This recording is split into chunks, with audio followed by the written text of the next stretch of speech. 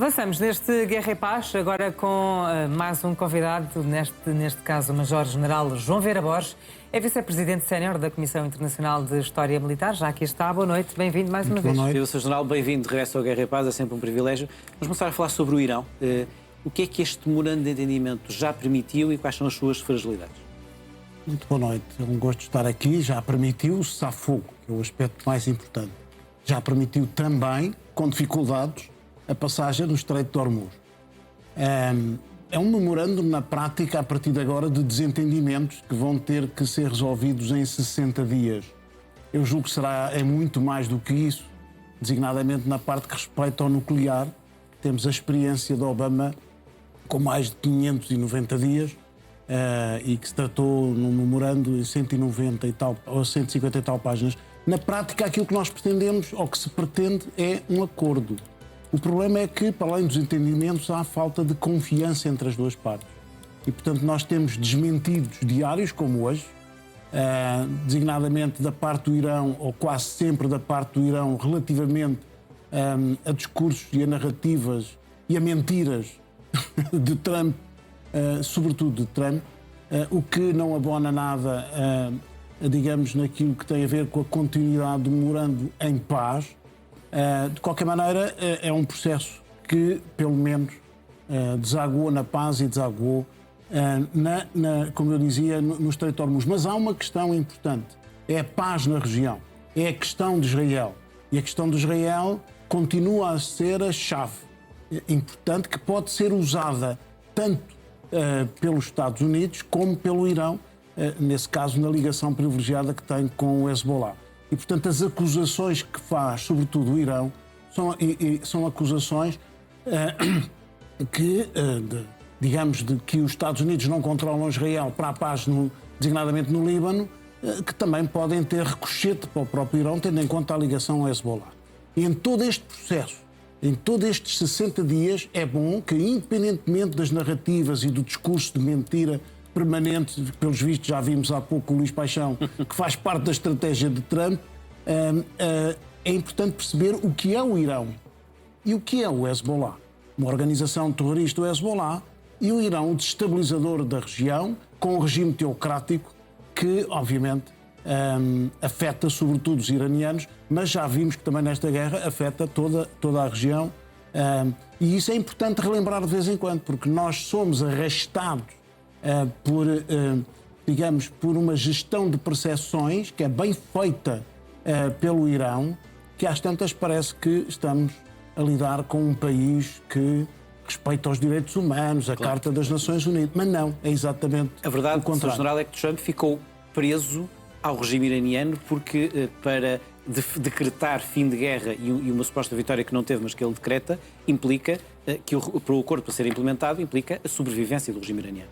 Exato, e essa, digamos, nós quando analisamos em geopolítica ou em estratégia até, quando analisamos, digamos, quem ganha e quem perde é em função, um dos critérios é os objetivos políticos. Mas eu não concordo com a questão dos objetivos políticos, porque obviamente se o objetivo político era resistir, era muito mais fácil atingir os objetivos e tornar-se um vencedor o Irão, do que propriamente os Estados Unidos, que foram alterando.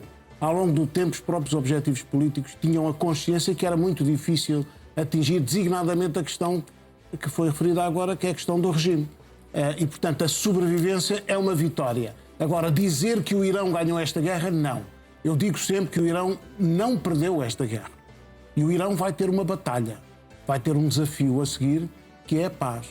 A paz no regime teocrata, que ainda por cima vai ser devidamente abonado.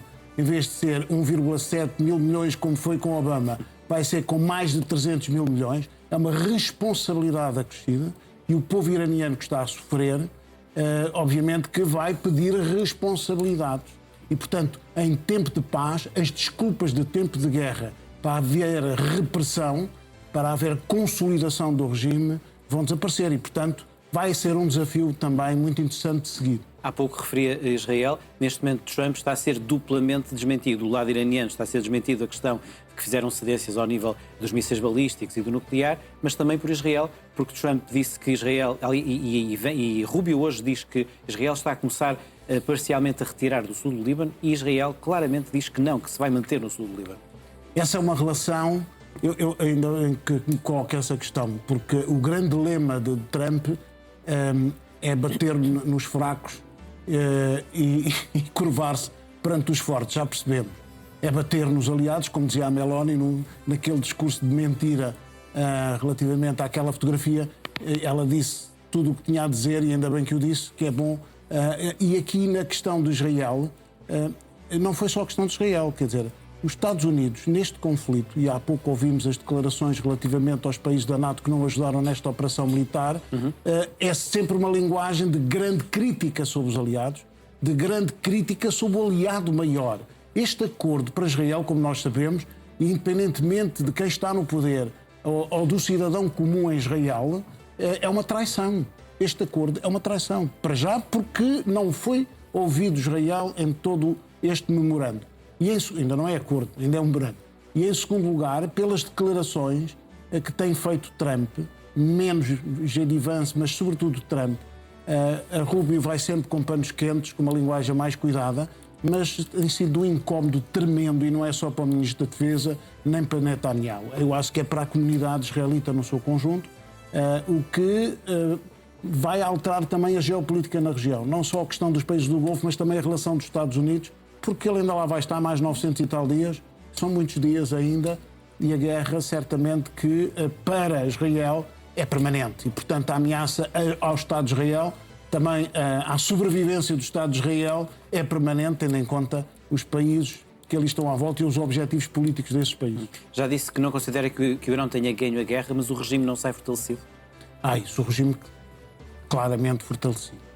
Numa guerra em que há um objetivo, um único objetivo traçado, como disse há pouco, que é exatamente a resistência, ao resistir, obviamente que, e sobretudo, ao ter, num memorando de entendimento, grandes vantagens relativamente àquilo que foi o acordo com Obama, com características diferentes, numa conjuntura diferente, mas neste memorando há imensos pontos que, digamos, o governo, quer o Presidente, quer o Ministro dos Estrangeiros, quer o Presidente do Parlamento há pouco, que podem usar como estandarte de vitória. É que não é um ponto nem dois, são 4 ou 5 pontos que estão no acordo, que estão só no memorando de entendimento e que constituem, digamos, fortalecimento do regime. Mas, como eu digo, o desafio virá depois, em tempo de paz, sobretudo com as ajudas que vão receber, e esperamos que assim aconteça, independentemente do acordo ser mau para os Estados Unidos e para o Ocidente em geral. É importante que haja depois um acordo final, que vá ao Conselho de Segurança das Nações Unidas, que haja depois o devido acompanhamento, como agora pelas equipas técnicas e as equipas de monitorização, que vão começar a funcionar a segunda e terça-feira, mas aí para o memorando, mas depois é para o acordo. Certamente que haverá também acompanhamento quando houver o acordo, não necessariamente ao fim de 60 dias, na minha perspectiva. Qual é que diria... Bom, acabou de certa forma de responder essa pergunta, mas qual é que diria que é a probabilidade de, findo esse período, termos efetivamente notícia de um acordo definitivo, ou pelo menos duradouro, de paz entre estas duas partes, que até agora não fazem mais nada senão ter declarações contraditórias acerca do que um e outro conseguiu? Eu costumo dizer que aquela região, desde 1948, que está em guerra, mas também antes. Em 2048 estará em guerra. Em 3048 estará em guerra. Portanto, eu costumo dizer isto. Espero que não corresponda à verdade. Espero que eu esteja enganado. Mas, sinceramente, é uma região que tem muitos fatores de risco. E não exclusivamente a relação entre Israel e os seus vizinhos mais próximos, mas também a relação entre a Arábia Saudita e o próprio Irão, sunitas e xiitas, a relação entre alguns desses países que foram visitados hoje por Marco Rubio. Foi importantíssimo Marco Rubio. Eu tinha chamado a atenção há pouco tempo, e não só eu, grande parte dos comentadores, para uma nova geopolítica na região. Essa geopolítica que estava a orientar, em função do terror imposto pelos mísseis balísticos do Irão, a levar alguns daqueles países, e não só Omã, a fazer uma aproximação ao Irão. Obviamente que era importantíssimo, ao contrário do que dizia Trump, que estava tudo virado para os Estados Unidos, todos aqueles países a confiar plenamente, se há coisa que eles têm a não confiar nesta administração norte-americana, e portanto teve que ir Marco Rubio acalmar. Isto para dizer, em resposta concreta, eu não tenho, digamos, não tenho garantias de segurança que haja, depois mesmo de um acordo, que haja paz na região. As conjunturas, designadamente de política interna nos Estados Unidos e em Israel, também de política interna, podem influenciar a evolução para a guerra, para dividendos políticos que são sempre superiores depois à mortandade decorrente e à destruição decorrente da guerra. Indiscutivelmente, como vemos nas grandes potências, isso vai acontecendo e acontecerá ali certamente. Sr. Major-General, deixe-me ouvi-lo concretamente sobre a posição de Israel no meio desta turbulência, mesmo após o memorando de entendimento. Na sua opinião, o primeiro-ministro israelita Benjamin Netanyahu vai arriscar por este entendimento em causa com as ações contínuas que não têm parado até agora no Líbano, ou Benjamin Netanyahu precisa que também as coisas corram bem? Eu não tenho o número de telefone de Netanyahu,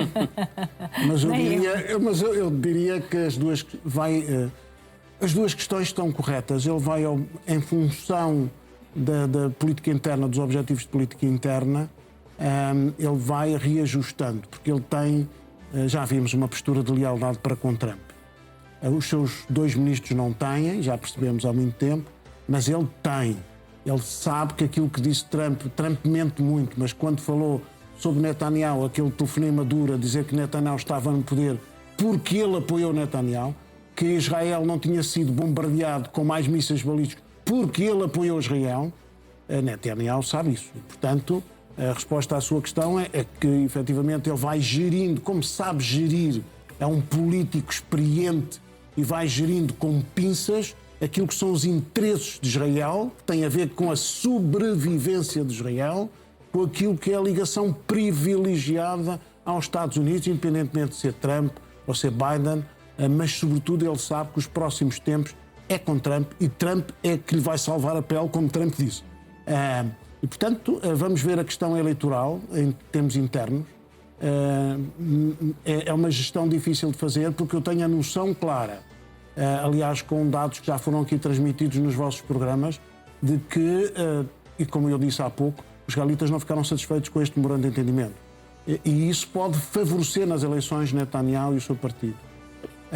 O que, levando à vitória, obviamente, depois tem mais liberdade de ação, tem mais autoridade e legitimidade, quer interna, quer externa. Diria de caras, e mesmo sem falar pessoalmente com Benjamin Netanyahu, que está aqui numa posição muito difícil. Difícil. Sr. General, vamos falar da Ucrânia e que pedia que passassem aqui o Mikhailo Fedorov, uma das grandes figuras neste momento da Ucrânia, jovem ministro da Defesa, e que está a mudar a guerra, literalmente. Claramente, o homem da inteligência artificial. Sem dúvida, cito, os mísseis balísticos ucranianos vão mudar para sempre esta guerra e o estatuto da Ucrânia no mundo. Ele não está a ser exagerado. A Ucrânia virou a agulha com isto, com este caminho de capacidade tecnológica, com os drones e também com os ataques na Rússia às refinarias e também na Ucrânia ocupada pela Rússia? É engraçado que há pouco estávamos a ouvir alguém no Irão também a dizer que os mísseis balísticos foram fundamentais para a sobrevivência do Irão. Sim. Ainda há pouco ouvimos. E aqui também é fundamental. Ele começa por apoiar, exatamente, por investir em inteligência artificial, em investigação e desenvolvimento. Digamos, a indústria de defesa ucraniana ganha uma grande capacidade autónoma, independentemente de falta de apoio dos Estados Unidos e o atraso de apoio dos europeus. Eu vou falando assim, que é mais diplomata, e, portanto, esse investimento fez com que se alterasse toda uma estratégia. Ou seja, o combate em profundidade passou a ser prioritário e bater alvos, designadamente no interior da Rússia, é importantíssimo em termos de gestão de percepções, não só na destruição, que não tem grande significado, digamos, reduz 2, 5, 7% a produção de petróleo, mas tem, em termos de gestão de percepções, é muitíssimo importante. Ou seja, nós, nos últimos dias, independentemente na frente de combate, as coisas não estarem bem, atenção, há aqui uns pormenores, para quem olha para o teatro de operações, Kramatorsk, aqui para aquela zona, as coisas não estão bem. Há uma evolução lenta da Rússia, mas continua a evoluir, continuam a morrer e, portanto, Putin não tem problemas nenhuns.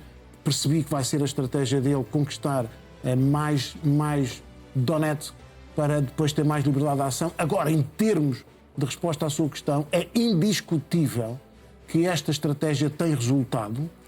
Este investimento, não só em mísseis balísticos, mas sobretudo em investimento em drones, em melhoria da capacidade dos drones, em bater objetivos com um significado enorme que já levaram quase ao isolamento da Crimeia, como daqui a pouco que é uma ilha, não é? É o objetivo da Ucrânia neste momento, é isolar a Crimeia. É isolar, penso que é um dos Pode objetivos. gerar problemas também na ocupação russa em Kherson. Sim, e neste período que é muito importante, como sabemos que há milhões de russos que vão passar lá férias. E aqui já tem também, é tal gestão de percepções, vai ter um impacto muito grande sobre os russos. E é isso que ele também tem pretendido nos últimos tempos, que os russos acordem que não é uma operação militar especial, que é uma invasão, que é uma operação militar de grande envergadura há 4 anos e meio e que o país consegue resistir.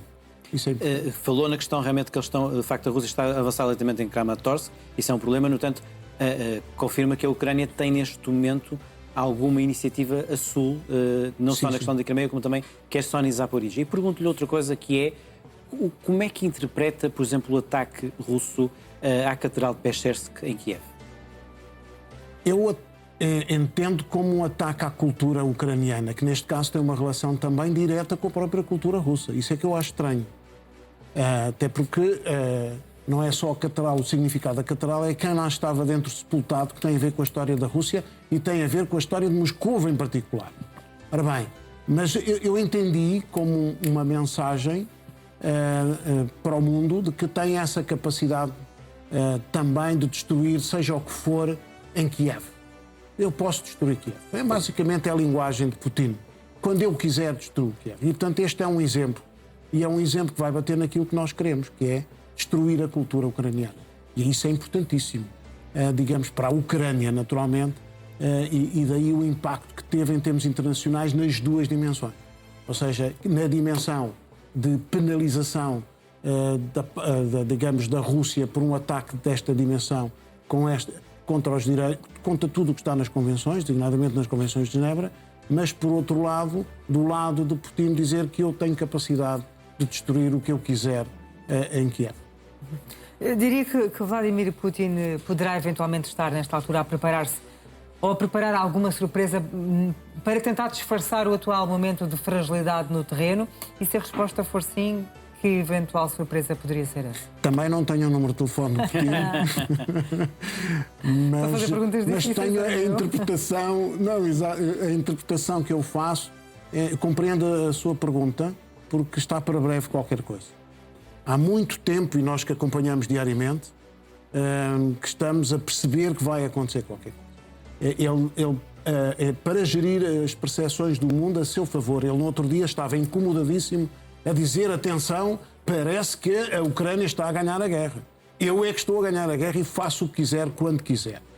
Aquilo marcou-me profundamente, ou seja, já preparou qualquer coisa. E qualquer coisa pode ser uma arma nova, qualquer coisa pode ser a destruição de um objetivo de grande significado para a Ucrânia, pode significar digamos, eu não vou para as armas nucleares táticas de maneira alguma, mas ameaças também desse tipo. Normalmente e esta questão da Bielorrússia que a Ucrânia tem alertado, esta questão da Bielorrússia. A questão da Bielorrússia, ainda bem que fala nisso. A questão da o Germano tocou numa ferida. A questão da Bielorrússia é uma questão que não estamos a acompanhar devidamente por causa da questão do Irão e do Mundial de Futebol. Porque é uma questão demasiado sensível. Ou seja, a questão do controle dos drones, que depois batem grande parte das cidades, designadamente a norte da Ucrânia, e das ameaças que ele fez, neste caso o Zelensky, que fez à Bielorrússia, levaram a uma reação imediata de Lavrov hoje, de que apoiaria, porque estava a diminuir o número de controle de ajuda ao controle desses mesmos drones para destruição de alvos na Ucrânia. Isto faz-me lembrar bandeiras para iniciar guerras. Quando eu olho para a história, esta história da Bielorrússia, que já foi comentada pela Polónia, independentemente dos conflitos que tem tido ultimamente com a Ucrânia, a Polónia disse atenção a estas bandeiras. E eu também só digo atenção a estas bandeiras, acompanhar em pormenor o que está a passar agora na Bielorrússia. Muito obrigado. Também pode ficar para um outro programa. Sr. Muito obrigado. Muito obrigado pela privilégio. presença. Marcamos encontros para amanhã, quinta-feira.